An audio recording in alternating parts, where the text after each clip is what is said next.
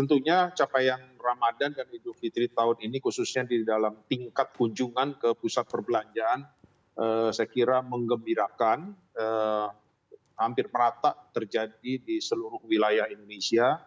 Jadi kalau kita bicara data, rata-rata nasional, Ramadan dan Idul Fitri, kebetulan Idul Fitri liburnya cukup panjang, lebih dari 1 minggu saya kira. Jadi secara total kalau kita bandingkan dengan 2019 begitu, dengan sebelum COVID, itu sudah melebihi 100%. Jadi sudah melebihi dari pre-COVID level begitu ya.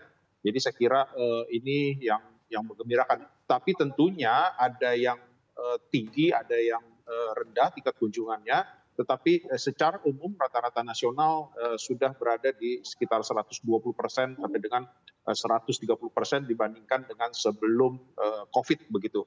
Nah, jadi saya kira ini menggembirakan tentunya bagi industri pusat perbelanjaan setelah 3 tahun tingkat kunjungan selama Ramadan itu tidak pernah mencapai 100% dibandingkan dengan 2019 begitu.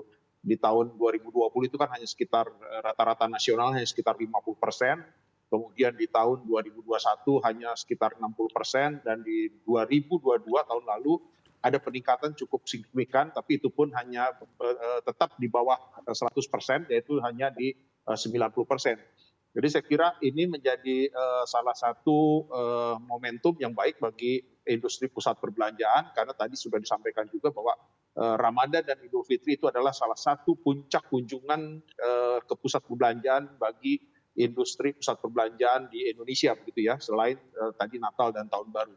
Jadi saya kira ini yang akan mendorong menjadi tutup tahun 2023 menjadi sumbangsih begitu ya untuk peningkatan secara keseluruhan di tahun 2023 begitu. Demikian.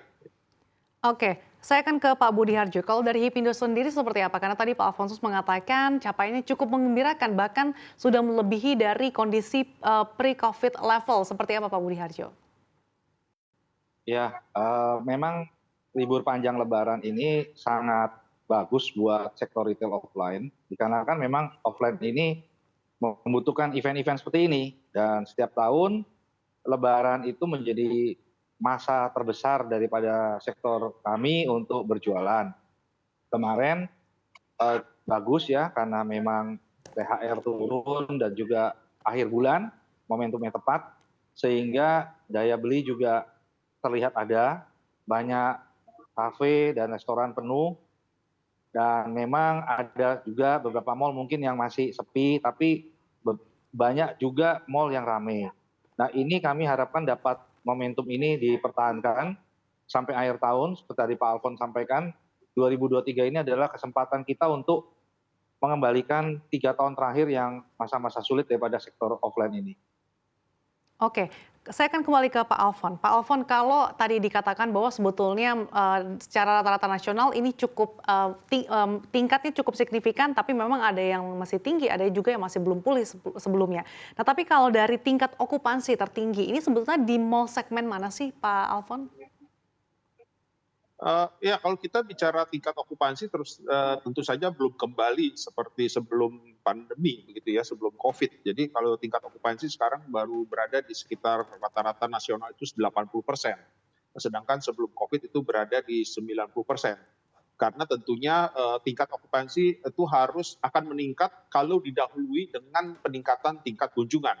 Karena teman-teman seperti Pak Budi, teman-teman retail itu tidak akan berani mengambil resiko membuka usaha kalau tingkat kunjungan ke pusat perbelanjaannya belum meningkat begitu. Jadi saya kira urut-urutannya seperti itu. Jadi tingkat kunjungan dahulu meningkat, baru setelah itu akan disusul dengan tingkat okupansi. Jadi saya kira momen Lebaran ini menjadi momen yang baik untuk saya kira di kuartal Q3 dan Q4 mudah-mudahan bisa meningkatkan tingkat okupansi, karena target kami di APBBI tahun 2023 ini tingkat okupansi bisa kembali seperti sebelum COVID, yaitu 90%. Tetapi tentunya salah satunya adalah tingkat kunjungan yang terjadi sekarang pada saat Ramadan dan Idul Fitri.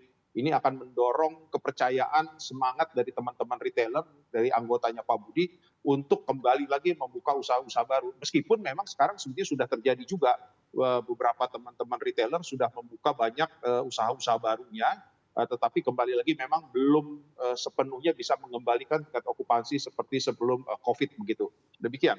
Oke, Pak Budi, dengan tingkat kunjungan yang sudah mulai pulih, belum lagi dengan daya beli masyarakat yang juga tampaknya sudah lebih baik, apakah Anda melihat dengan adanya momentum Lebaran dan juga Ramadan kemarin ini juga bisa memicu tingkat okupansi tadi yang disampaikan oleh Pak Alfon juga saat ini masih di bawah 100%, di kisaran 80%, ini menjadi tingkat okupansi yang cukup maksimal, Pak Budi? Ya, jadi memang bila ada penjualan yang meningkat, otomatis kan pasti anggota kami mendapat pemasukan. Dan itu biasanya kami gunakan untuk memperbaiki toko atau buka toko baru.